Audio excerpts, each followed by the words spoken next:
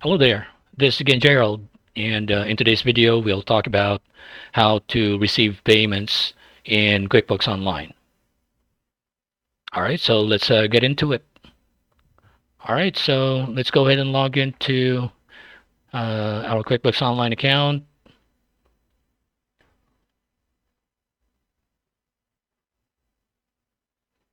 Alright, it should take us to our dashboard when we log in as our landing page.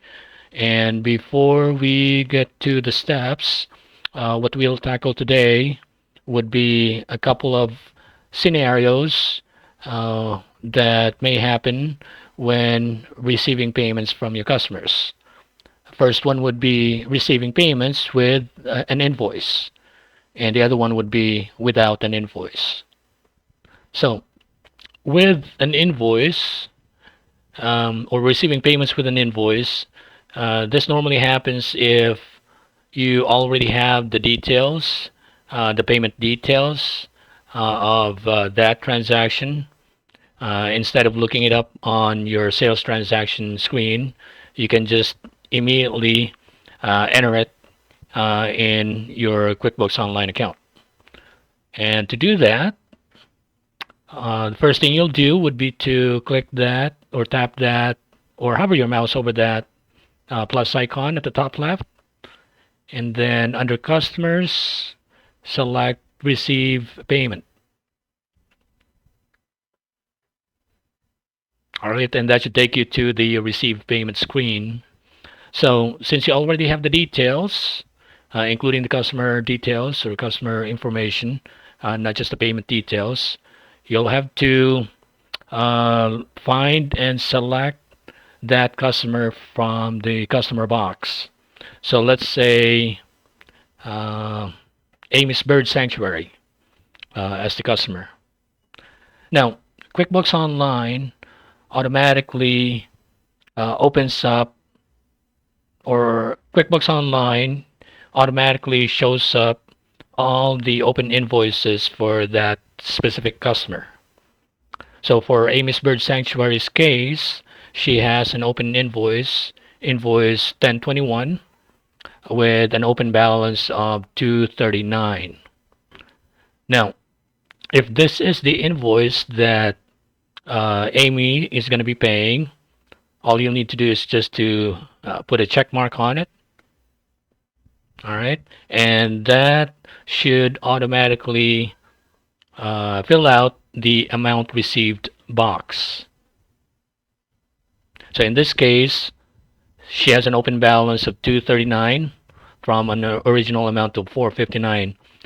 This may be because she made a partial payment prior, and what's left is that amount 239, which she is going to be making a payment, or which she had made a payment of. All right, so next thing you'll do is to select between record and charge new payment. So record payment means that you'll just be recording the payment because the payment already had happened.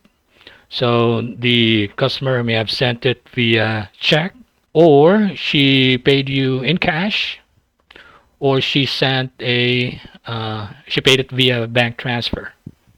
So if the payment already has been made, if it's done, this record payment is what you're going to be choosing. Now, the charge new payment is if the payment is going to be happening at that present time. So say you're talking to the customer, Amy, on the phone, and she's expressing her interest to make the payment. So this is what you'll be using, charge new payment. It's otherwise called QuickBooks Payments, which is a built-in feature in QuickBooks Online, but it's optional to activate it. So as you've noticed here on our demo account, it says activate payments. It hasn't been activated yet since it's a demo, but this is what normally appears on your end if you would need to activate it as well. We can talk about QuickBooks payments later on, so just be in the lookout for that video. For now, we'll just be following the record payment workflow. So, since the payment has already been made, pretty much the information like the payment date, the reference number, the payment method are already available to you. So on the payment date box, you'll just have to put in the amount. It's showing today's date because that is the date by default, but you'll be basing it on when the payment was made. So you'll just have to manually key it in. Next would be the reference number. So typically for bank, check, there would be some reference IDs. That's what you'll be putting on here. For cash payments, you may not need to, but you can put in cash as well. It would be up to you. The payment method, that's where you'll be selecting payment method that was used by the customer. So it can either be cash or check or credit card, American Express, Visa, MasterCard, Discover. So depending on which payment method it came from, that this is where you'll find it. Next would be deposit to. So just take note of this. If you have several customers that has paid you on a given day, and you want to make that deposit of all those payments all together, then you can use the undeposited funds as the account. The undeposited funds is an account that you can create in your chart of accounts, which acts as a temporary holding account for all those payments that you've received that you haven't deposited in your bank account yet. Okay, so one scenario of that is when you receive multiple payments from multiple clients. Most of the time you would want to deposit it in bulk or all together, all at once.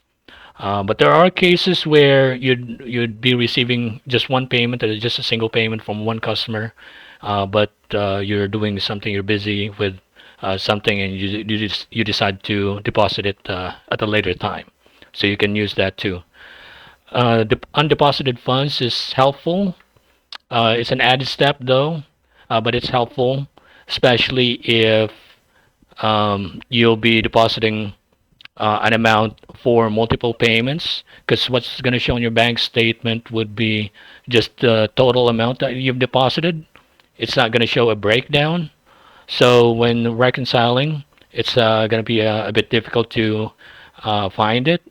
So this undeposited funds account is going to be helpful in finding which customer that is going to be matched with, or which customers that it's going to be matched with. All right, so just take note of that. Undeposited funds, it's going to be helpful to you as well.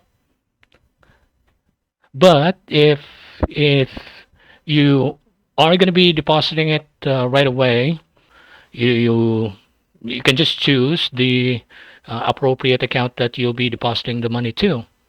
It's either going to be checking or savings account.